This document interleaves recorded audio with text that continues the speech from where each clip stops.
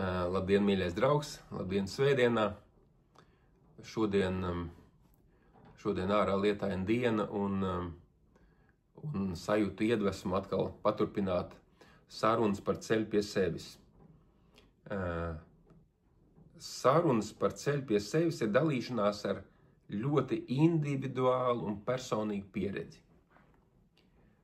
Nevienu pieredzi nevar nokopēt, bet katra pieredze ir tā vērta, lai viņu uzklausītu un kaut ko paņemtu no tās. Varbūt kādu konkrētu domu, vārdu, darbību, rīcību, ieteikumu, jeb arī vienkārši sajūtu. To var attiecināt, teiksim, arī uz lielu, slavenu cilvēku autobiogrāfijām. Es domāju, ka katrs no mums ir lasījuši šīs te autobiogrāfijas, un tur vienmēr ir ko iedvesmoties. Jo katra cilvēka dzīves pieredze ir unikāla. Un tā skaitā garīgo meklējumu pieredzi, jeb garīgo atradēju nokļūšanas pie sevis pieredze ir unikāla. Un tad, kad meklētājs ir kļuvis par atradēju, un izrādās, ka viņš nekad nav bijis nekur pazudis, tad atradējs, kas ir atradis sevi, kas ir lielais režisors, viņš liek šim te meklētājam, kas ir personība, jeb personības, kas ir redzamā daļa cilvēka, liek izpausties tādā veidā, kādā tikai režisors zina, kādā jāizpaužas. Imants Ziedonis raksta dzeju, Valdis Attāls dzied un glezno, un citi neskaitāmie dara, domā, runā un dzīvo tā, kā viņiem liek, jeb kā viņus aicina iekšējais režisors.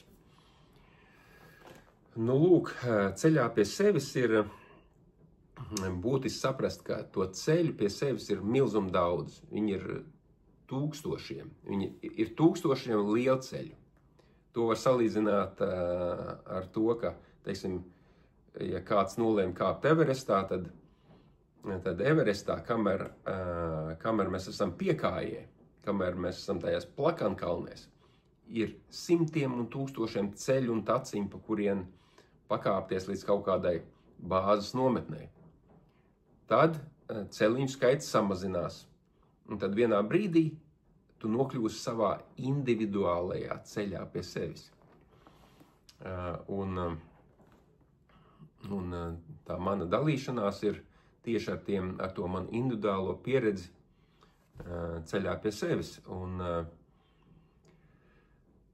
te ir būtiski pateikt, ka manā ceļā pie sevis man ir bijušas divas daļas. Viena daļa, es varētu aprakstīt ceļš no pilnīgas tumsonības uz tādu vieglāku pasaules uztveri, gaišāku pasaules uztveri. Un otra daļa ir šajā gaišākajā pasaules uztverē nonākot prāts, kas nav šis prāts, bet prāts, kurā mēs patreiz visi atrodamies, dievišķais prāts, mēs tiekam iemācīti dzirdēt savu iekšējo patieso balsi, padomdevēju. Un tikai tas, kurš ir iemācījies dzirdēt savu iekšējo patieso balsi, tas zina, ka tā ir viņa iekšējā patiesā balss. Un tajā beidzamajā posmā šī te patiesā balss izved meklētāju līdz atradējam pa ļoti, ļoti specifiskām, sarežģītām, nevieglām taciņām. Un šo pieredzi praktiski nevar nodot, jo viņa ir tik tiešām individuāli, viņa pat nav izstāstāma. Un pat ja viņa būtu izstāstāma, tad tie stāsti klausītājiem neko varētu nedot, jo viņi pasaulīgi izklausītos diezgan tādi diezgan mistiski, jeb pārāk sarežģīti un pat varbūt neiespējami. Tāpēc mans stāsts ir par to daļu, kā nonākt no pilnīgas tumsonības stāvokļa līdz gaišākam prāta stāvoklim. Un manā gadījumā tas ir tāds instruments, kas man tika uzdāvināts, ja būtībā, ko mans patiesais es uzdāvināja manam meklētājam es, un šo instrumentu es nosaucu par antiego lūkšanu. Un runājot par to antiego lūkšanu, es varu paskaidrot, kā es tur nonācu, lai tas nebūtu noslēpums, lai tas nebūtu nekas tāds nesaprotams. Pirmais solis bija mana vēršanās pie augstākās patiesības, ar tādu lūgumu, ar kliedzienu pēc palīdzības, help, help. Ja gadījumā tas, ko es jūtu, domāju, runāju par sevi un par pasauli, par citiem cilvēkiem, ir kļūdaini, ja tas, kā es esmu noformulējis, ja definējis sevi, ir kaut kas tomēr nepareizs, tad es lūdzu tev augstākā patiesība atklāja man sevi, atklāja man lielo zināšanu, lielo absolūto patiesību. Un kad tas kliedziens izskan, tad viņš vienmēr tiek sadzirdēts. Viņš tiek sadzirdēts tad, ja viņš ir absolūti patiesis. Ja kliedzienam pēc palīdzības ir jābūt patiesam. Un ja viņš ir patiesis, tad tāpat kā štepsels ar rozeti savienojās, tāpat kliedzējs savienojas ar to, pie kā viņš vēršās. Un tas, pie kā viņš vēršās, sniedz palīdzīgu roku, un manā gadījumā tā palīdzīga roka bija grāmatiņa, kura saucās Visumpazišana. Ar manu atbalstu viņa ir izdota Latvijā, izdevniecības Madris izdevniecībā, un iespējams vēl ir pieejama kaut kādos grāmatplauktos. Lūk, izlasot šo grāmatu, man atvērās absolūta vēlme un griba ieraudzīt, sajust un saprast pasauli citādi. Jo, izlasot šo grāmatu, rodās iespējas, ka viss, ko es kā normāls cilvēks esmu domājis, runājis, darījis pasaulē, ir mazliet kroplīgi, jeb kļūdaini, ja nepareizi. Nu, lūk, un tad pēc šīs grāmatas izlasīšanas es nokļuvu pie nākamās grāmatas. Oriģināla versija ir angliski, viņa saucās Course in Miracles. Šeit man uz galda nav šis angliskā versija. Krieviski viņa izskatās šāda, pušķiģes. Redziet, tas ir tāds, nav vieglā literatūra. Ir tāds smagsvariņš.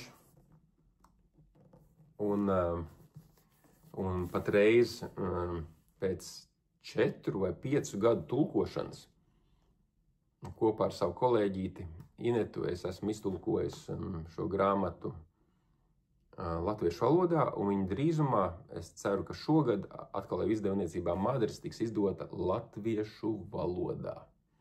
Tā kā, ja tu, mīļais draugs, jutīsi iedvesmu, tad tev būs iespēja viņu studēt. Nu, nav vieglā literatūra. Nav nekādi stāsti, ir tikai darbs ar sevi. Šai grāmatā ir 2 daļas. Viena ir filozofija, 3 daļas. Pirmā daļa ir filozofija, otra daļa ir praktiskas nodarbības pašam ar sevi, kas ir katru dienu jāpraktizē. Neizskatās, teiksim, tāda. Tu izlasi kaut kādu 1 vai 2 lapspuses šādu tekstu un praktizē pēc labākās sirdsapziņas, kā tu māki dienas laikā. Nākamā dienā ir nākamā nodarbība. Un trešā daļa saucās, kā tas ir latviski, rokas grāmata skolotājiem. Jā, whatever it means. Nu, lūk, un tad tā visa rezultātā, kad es jau biju izstudējis šīs grāmatas, un man bija tā kā mazliet tā kā pavēries tāds priekškars uz citādu domāšanu, tad es pats sev uzdāvināju, ja man tika uzdāvināta sapratne, kas man ir jāpraktizē, lai turpinātu attīrīt sevi, savu prātu, tā skaitā savu ķermenisko daļu no tumsonības. Un tas, kas man atvērās, tas instruments, ja tas garīgais medikaments, es viņu nosaucu par anti-ego lūkšanu. Nu, parādīšu, ko tas nozīmē. Anti-ego lūkšana izskatās šāda. Tā ir īsā versija. Tā ir tā kā ekspresa versija.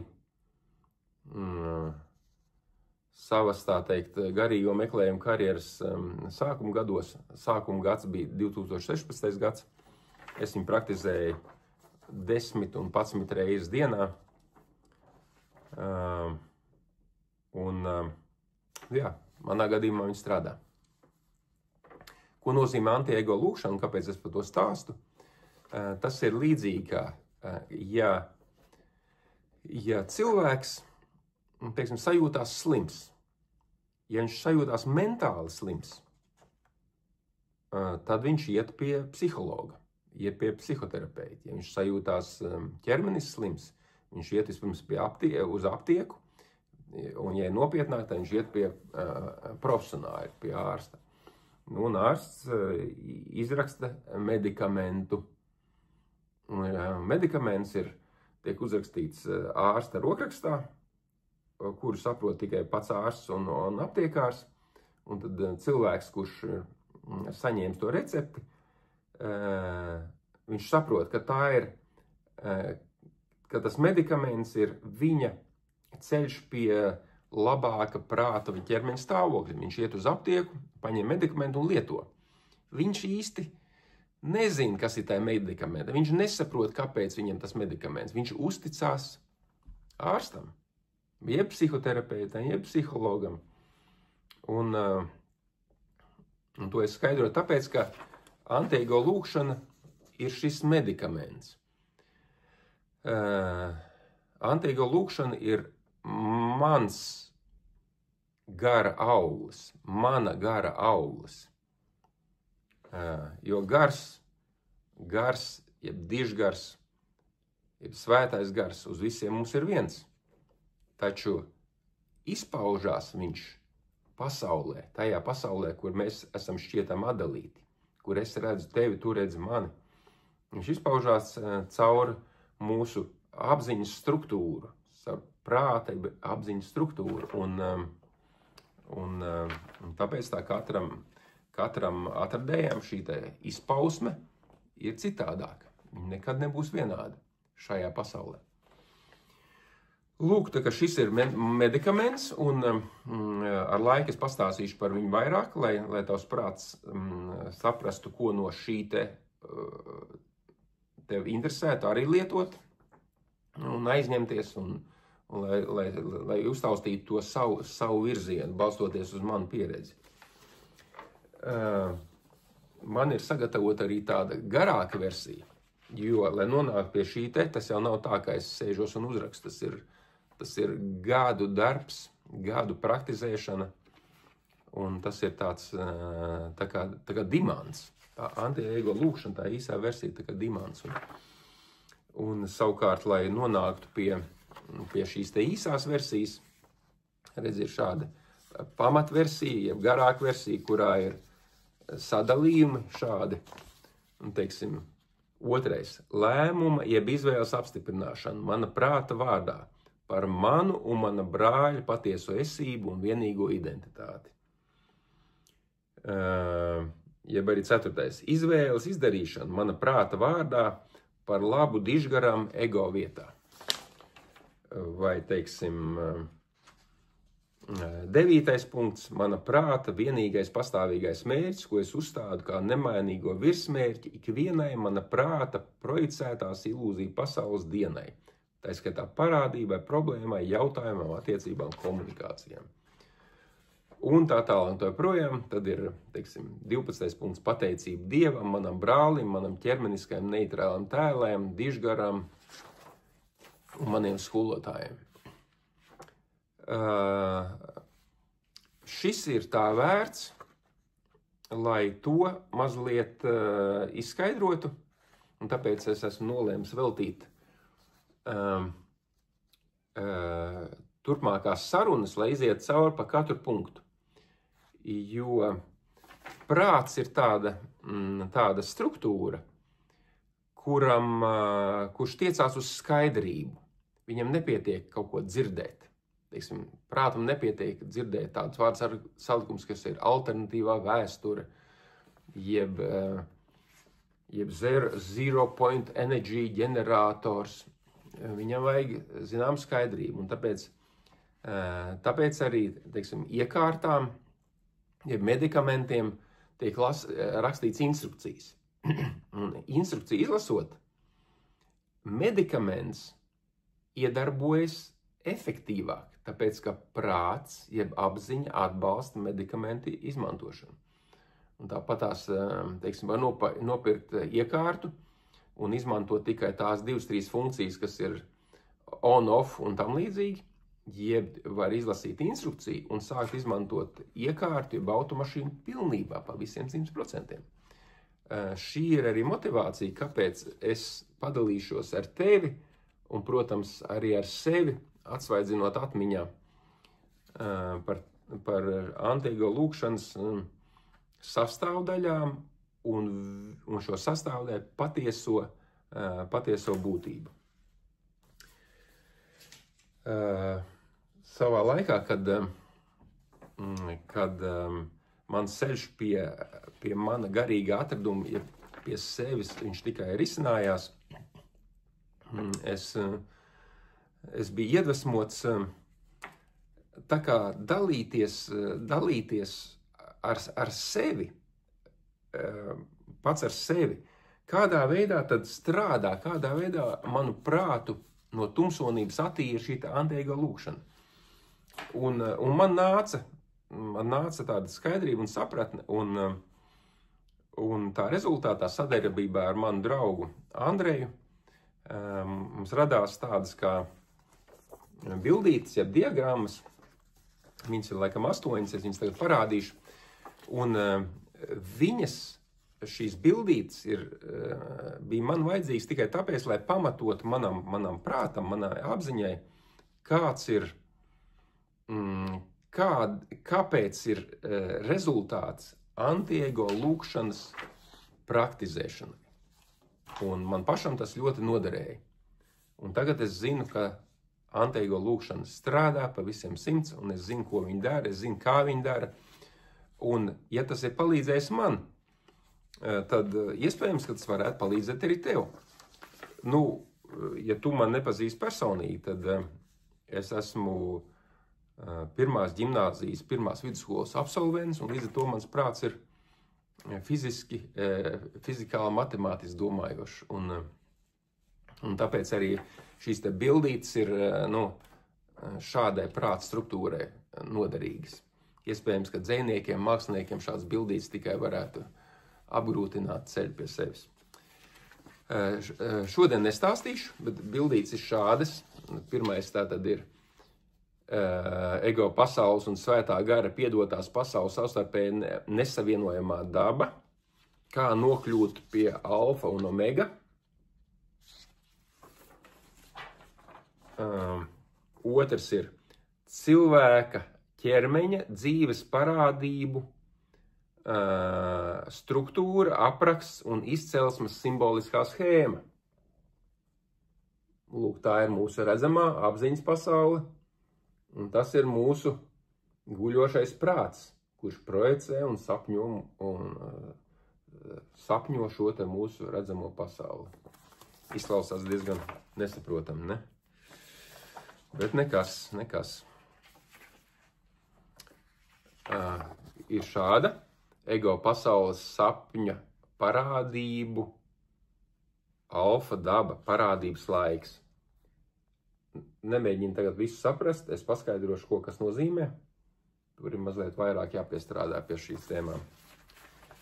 Tā, kas mums vēl ir? 4. ir cilvēka dzīves parādību, dabas iepriekš nolemtība, ego ieviestās laika plūsmas nenovēršamās pēcticības parasto ego nodomu uzstādīšanas dēļ. Nu, tā, bildīte ir apmēram tāda.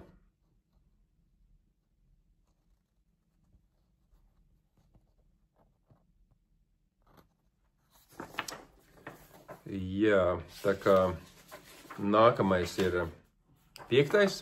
cilvēka dzīves parādības izveidošanās un uztveres simboliskā schēma, izvēloties gara virsvadību un praktizējot anti-ego lūkšanu. Nu, kas tad tur īsti notiek, ja? Un, nu, tad šī te bildīte to paskaidro, kas un kā izmainās.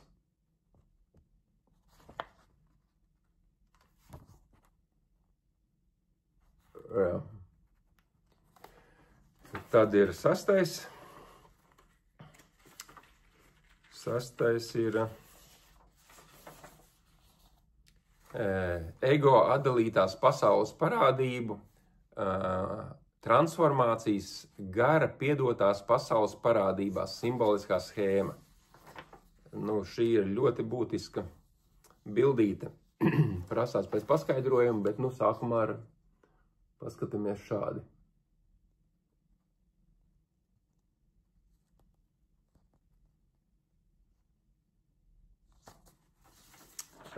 Tad ir 7.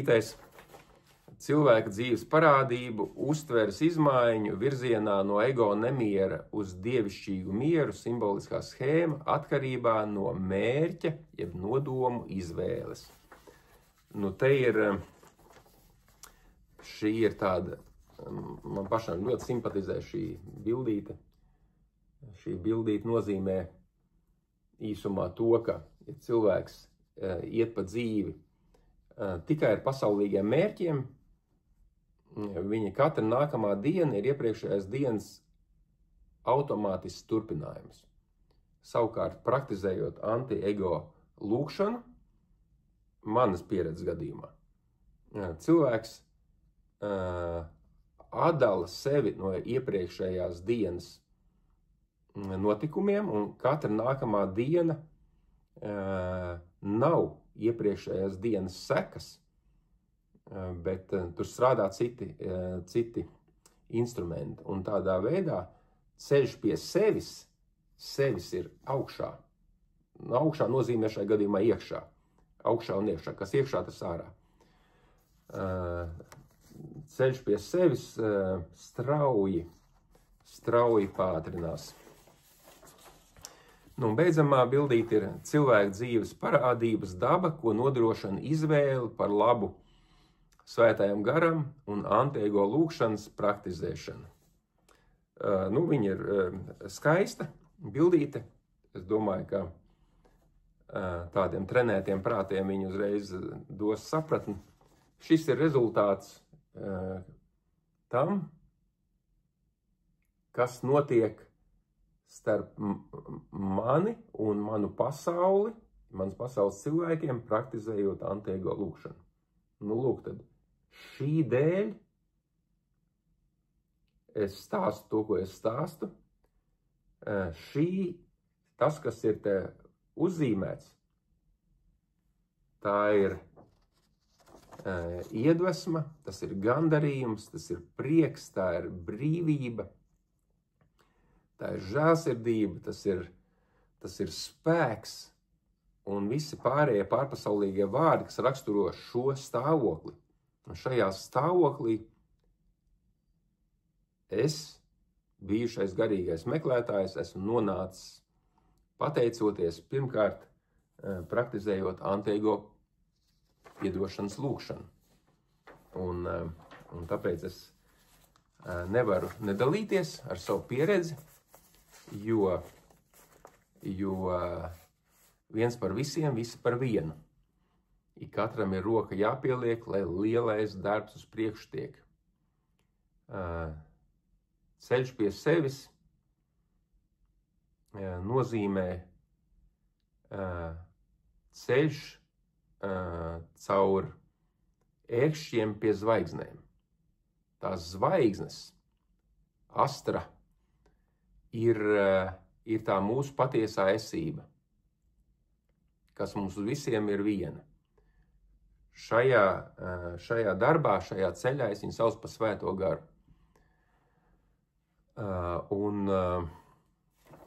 Un šajā ceļā, nonākot šajā galapunktā, mēs varam tikai ieraugot savu prāta neredzamās daļas tumsu un tumsonību.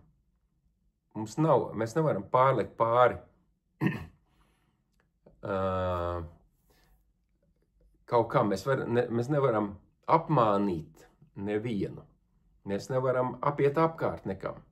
Mums ir jāierauga sava tumšā puse, mums jāierauga savu tumsonību, mums jāierauga sava ego, personība, grēcīgums, vainsapziņa, bailes, dusmas, naidīgums, necieņa, disrespekts un tā tālāk tā joprojām. Pret savu ķermeni, pret citiem cilvēkiem, pret citiem pasaules uzskatiem. Un tas tad arī ir tas, ko sauc par aspera ad astra. Tas aspera ir tie ērkšķi, un tie ērkšķi ir tā tums un tumsonība. Un praktizējot anti-ego lūkšanu, vilkme pie sevis, pie savas patiesās esības, ja pie savas iekšējās zvaigznes, ir tik liela, ka ar milzīgu pātrinājumu mēs varam ieraudzīt savā priekšā šo te savu tumsu un tumsonību. Un ejot caur savas tumsonības ērkšķiem, sava ego ērkšķiem, visu laiku kopā ar garu, praktizējot anti-ego piedošanas lūkšanu, mēs nenomaldamies no ceļa, jo mums ir viens vienīgs mērķis – satikt sevi. Jo nav neviena cita, kur satikt. Ir tikai sevis, savas patiesās esības satikšana. Tas ir vienīgais, ko mēs šajā pasaulē varam satikt. Tas ir vienīgais, ko mēs esam šķietam pazaudējuši. Un arī tikai šķietam. Un tāpēc, pārfrāzējot latviešiem saprotamā vārdu salikumā, izmantojot Andreja Pumpura vārdus un Raiņa vārdus par Lāčplēsi un melno bruņinieku, tad tas melnais bruņinieks ir tie ērkšķi. Melnais bruņinieks ir tā tumsa un tumsonība. Melnais bruņinieks ir ego ar savām grēcīgumu, vainsapziņas, baiļu, dusmu schēmām. Un šie te ērkšķi, šī te tumsonība, ego grēcīgums, vainsapziņa, baiļu, dusmas, naids, tie ir apziņas parazīti, kas pārņēmuši visu mūsu prāta pasauli. Visu. Nevis konkrēts cilvēks, nevis konkrēts tautas, nevis konkrēts reliģijas, bet visu. Mēs ar tevi esam viens. Un neatkarīgi no tā, ka mēs dažādi domājam, runājam, daram un uzvedamies pasaulē, mēs esam viens. Un vienīgais, no kā mums ir jāatbrīvojas, no savas iekšējās tumsonības. Un tāpēc aicinājums man un tevi ir nebaidīties, meklēt un atrast melno bruņinieku sevī un sevī tikt ar viņu galā, lai ļautu gaismai un gaismas pilī uzplaukt, augšām celties un pārvērsties sapumpurotā zarā un gaismas pasaulē. Mēs to varam. un es tagad to zinu. Un šis stāsts, kādā veidā atrast un ieraudzīt melno bruņinieku sevī, kādā veidā atpazīt un ieraudzīt apziņas parazītus, kas ir apņēmuši mūsu prātu, kādā veidā izgaismot ego grēcīgumu, vainsapziņu, baiļu, dusmu, naidu, nosodīšanas, kritizēšanas, vērtēšanas mošķi, es tev varu piedāvāt tikai savu pieredzi. Un tā mana pieredze ir tas, ko es tev izstāstīju. Tā ir anti-ego piedošanas lūkšana, kas man ir atvedusi pie sevis. Viņiem tā ir man atvedusi pie sevis. Iespējams, arī tev tā var būt kaut kādā ziņā palīdzīga. Jā, paldies, ka uzklausīji. Paldies par tavu pacietību. Paldies, ka tu esi manā dzīvē un šajā pasaulē. Tu esi vajadzīgs tieši tāds, kāds tu esi. Tev nav nekas savā ārpasaulē jāmaina. Tev ir jāienir sevi un jāierauga, kas tur notiek. Un tā, kad tu ieraudzīsi, tad tu zināsi, ko tu negribi. Un, kad tu zināsi, ko tu negribi, tu vēlēsies no tā atbrīvoties un iespējams tu varēsi izmantot šo te anti-ego piedošanas lūkšanu.